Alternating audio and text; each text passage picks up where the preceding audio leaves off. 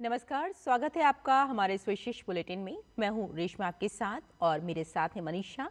आइए हेडलाइंस पर नजर डालते हैं। छत्तीसगढ़ में देश की आंतरिक सुरक्षा पर चल रहे डीजीपी आईजीपी कॉन्फ्रेंस का अंतिम दिन। प्रधानमंत्री नरेंद्र मोदी की मौजूदगी में सुरक्षित भारत का रोड मैप होगा तैयार।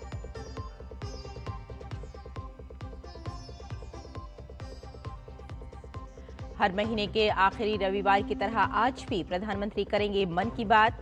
आकाशवाणी, दूरदर्शन समेत तमाम डिजिटल प्लेटफॉर्म पर सुबह 11 बजे से होगा प्रसारण।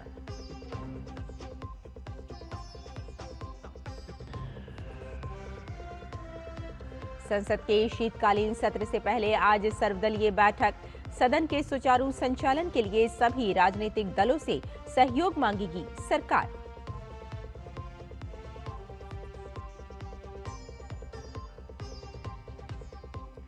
दिल्ली में नगर निगम के 12 वार्ड में उपचुनाव आज। 580 पोलिंग बूथ पर सुबह 7:30 बजे से होगी वोटिंग। बीजेपी और आम आदमी पार्टी में सीधा मुकाबला।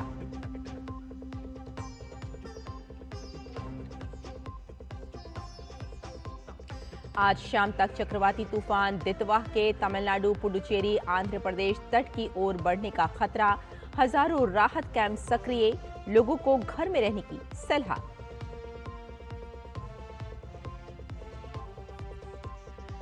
आज चरम पर होगा क्रिकेट और हॉकी का खुमार। भारत दक्षिण अफ्रीका के बीच शुरू होगा वनडे सीरीज। हॉकी में अजलान शाह टूर्नामेंट के खिताब के लिए होगी भारत बेल्जियम की भिड़ंत।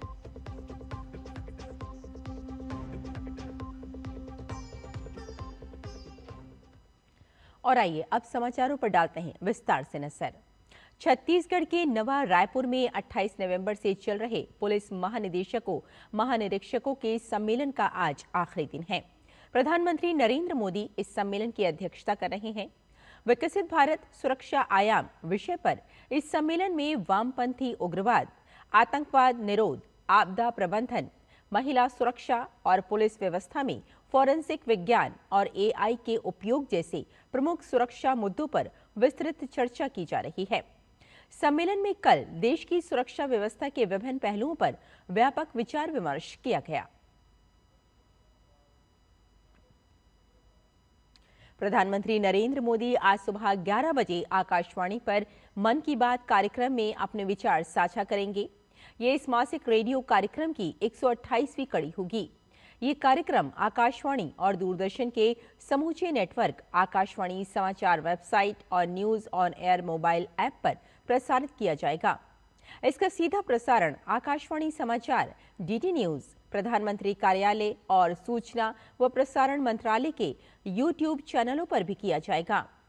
आकाशवाणी हिंदी प्रसारण के तुरंत बाद क्षेत्रीय भाषाओं में भी इस कार्यक्रम का प्रसारण करेगा।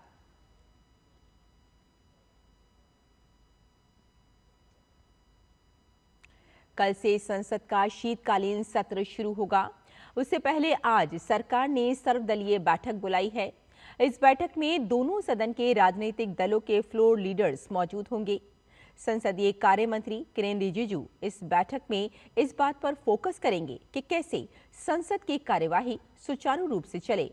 दरअसल विपक्षी दलों के पास कई मुद्दे हैं जिन पर हंगामे के आसार दिखाई दे रहे हैं, लेकिन हर बार सत्र की शुरुआत से पहले सरकार की ओर से इस तरह ऑल पार्टी मीटिंग बुलाकर सदन को सुचारू ढंग से चलाने पर सहमति बनाने की कोशिश होती है। किरेन रिजिजू ने कहा कि सर्वदलीय बैठक में सरकार सभी दलों के विचारों को सुनेगी।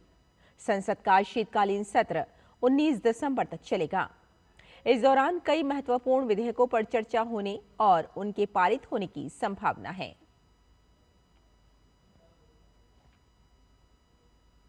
और दिल्ली नगर निगम के 12 वार्डों के उपचुनाव के लिए आज मतदान होगा। मतदान सुबह 7:30 बजे से शुरू होगा और शाम 5:30 बजे तक जारी रहेगा। जिन वार्डों में उपचुनाव हो रहे हैं उनमें मुंडका, शालीमार बाग बी, अशोक विहार, चांदनी चौक, चांदनी महल, द्वारका बी, डिचाऊ कला, नारायण, संगम विहार ए, दक्षिणपुरी, एससी, ग्रेटर कैलाश और विनोद नगर शामिल हैं। ये वार्ड मुंडका, वजीरपुर, मटियाला, नजफगढ़, राजेंद्र नगर, देवली और पटपड़गंज विधानसभा क्षेत्रों में आते हैं। चुनाव की मतगणना 3 दिसंबर को होगी। निष्पक्ष मतदान सुनिश्चित करने के लिए 143 मतदान स्थलों पर 580 बूथ बनाए गए हैं। आयोग ने मतदान केंद्रों पर QR कोड भी लगाए हैं।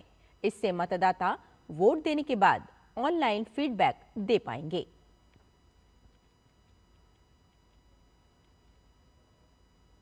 पश्चिम बंगाल की खाड़ी पर बने चक्रवाती तूफान दितवा का खतरा दक्षिण भारत पर मंडरा रहा है।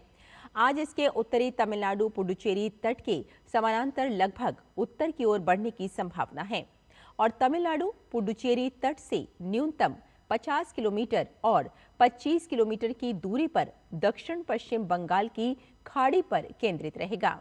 कुड्डलोर और नागपट्टिनम में रेड अलर्ट जारी किया गया है। चेन्नई और कांचीपुरम सहित 12 तटीय जिलों में मध्यम बारिश और राज्य के अन्य जिलों में हल्की से मध्यम बारिश का अनुमान है। इस बीच आज तटीय आंध्र प्रदेश, यानम और रायलसीमा के अधिकांश स्थानों पर हल्की से मध्यम बारिश, कुछ स्थानों पर तेज से बहुत तेज और कुछ स्थानों पर अत्यधिक तेज बारिश होगी। अधिकारी, तटरक्षक बल और राज्य और केंद्र शासित प्रदेश के अधिकारियों के साथ लगातार संपर्क में हैं। केंद्रीय गृह सचिव ने तमिलनाडु, पुदुचेरी, तेलंगाना और आंध्र प्रदेश के मुख्य सचिवों के साथ तैयारियों की समीक्षा की और उन्हें उच्च सतर्कता और समन्वय बनाए रखने का निर्देश दिया। DGCA ने कहा है कि देश में 338 विमानों में से 270 का सॉफ्टवेयर अपग्रेड पूरा हो चुका है। इनमें इंडिगो, एयर इंडिया और एयर इंडिया एक्सप्रेस के विमान शामिल हैं। बाकी 68 विमानों का अपग्रेडेशन जल्द ही पूरा हो जाएगा। निदेशालय की ओर से अनिवार्य सुरक्षा मानक पूरा होने तक एयरबस A320 के उड़ानों को तत्काल रोकने के आदेश के बाद सॉफ्टवेयर अपग्रेड किया जा रहा है। ये व्यापक प्रक्रिया एयरबस A318, A319, A320 और A321 बेड़ों में चल रही है और ऑपरेटर्स को निर्धारित जांच और सुधार पूरा होने तक विमानों को उड़ान भरने से रोकना आवश्यक है। एक अधिसूचना में DGCA ने ऑपरेटर्स को अपने अनुपालन रिकॉर्ड को उसके अनुसार ही अपडेट रखने का निर्देश दिया है। इसमें कहा गया है कि आवश्यक सुरक्षा मानकों को पूरा किए बिना किसी भी विमान को सेवा में जारी नहीं रखना चाहिए।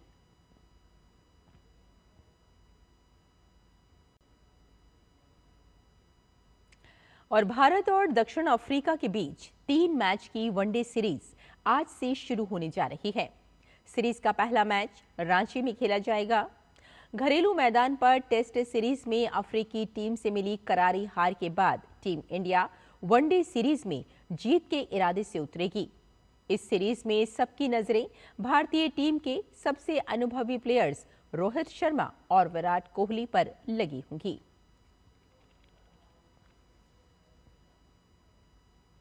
और इसी के साथ दक्षिण अफ्रीका के खिलाफ आज से शुरू हो रही वनडे सीरीज में रोहित शर्मा के पास एक नया रिकॉर्ड बनाने का मौका भी है।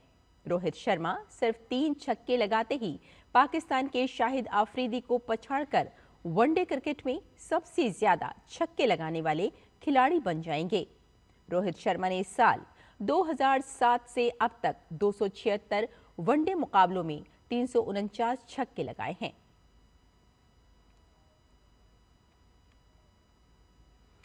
वहीं हॉकी का खुमार भी आज सिर चढ़कर बोल रहा है। Sultan Azlan Shah cup hockey के फाइनल में आज भारत का सामना बेल्जियम से होगा। भारत ने कल खेले गए मैच में कनाडा पर 14-3 की विशाल जीत हासिल की। इस जीत के साथ टीम इंडिया ने फाइनल में जगह बनाई। भारत की 5 मैचों में ये चौथी जीत रही। ग्रुप स्टेज में भारत को सिर्फ बेल्जियम के खिलाफ ही हार का सामना करना पड़ा था। तो हमारे इस विशेष बुलेटिन में फिलहाल इतना ही। मुझे और मेरी सहयोगी मनीषा को यहीं अनुमति दें। नमस्कार।